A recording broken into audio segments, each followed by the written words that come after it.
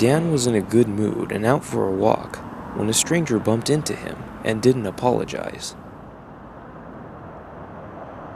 He assumed that the stranger was probably having an awful day and continued his walking. Dan soon spotted a flyer for a lost dog, but all he could focus on was the Comic Sans font the owners had used. He felt guilty because he found himself actually caring less about the dog because of typography. Nevertheless, he couldn't help thinking that no self-respecting comic would ever use such a font. Sometime later, Dan was typing a letter, and he forgot to capitalize one of his I's. Before he could correct it, the program did it for him. He found this troubling. He worried that a child might never learn correct punctuation and grammar with a computer, to say nothing of other electronic devices. Dan then wondered why he was worrying about children. He looked over at his bed. Sitting there was a stuffed bear that he had received from his ex-girlfriend, which she in turn had received during a previous relationship.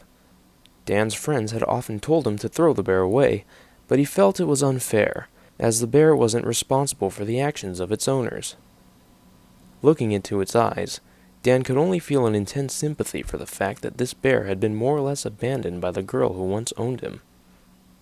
It was only now that Dan finally thought, "Bitch." The next morning, Dan awoke to obnoxious beeping. He recognized it as the third in a series of alarms that he had set for himself, each one further away, designed to force him to leave his bed eventually to turn them off. In a delirious state of half-consciousness, he wondered if a rooster's crow could ever do the job of these machines. He then wondered why roosters crow when crows themselves caw. Dan was now wide awake. Later that day, Dan had a cafe mocha. After drinking a third of it, he realized that he didn't even like the taste of coffee, and the only reason he could tolerate the mocha was because there was chocolate in it.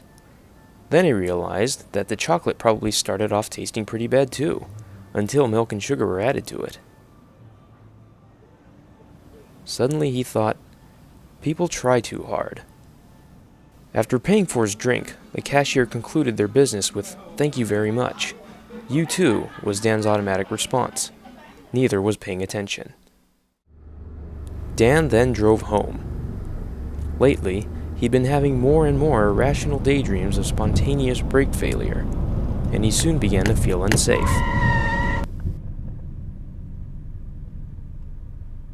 In an attempt to get his mind on something else, he put on some music. In seconds, he was thinking, yet again, that not enough people appreciate the electric guitar in the Power Rangers theme song.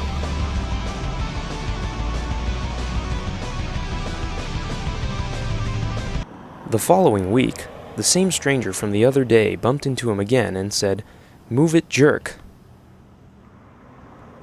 Dan now felt like he wanted to retaliate, but then he remembered how often he had heard the phrase, "Revenge is a dish best served cold." This confused him. Was the purpose of waiting around to allow the enemy to drop his guard? That sounded cowardly, but then again, he didn't have much experience. Suddenly he realized that he had already walked a long way by now, and that his urge to retaliate had cooled off completely.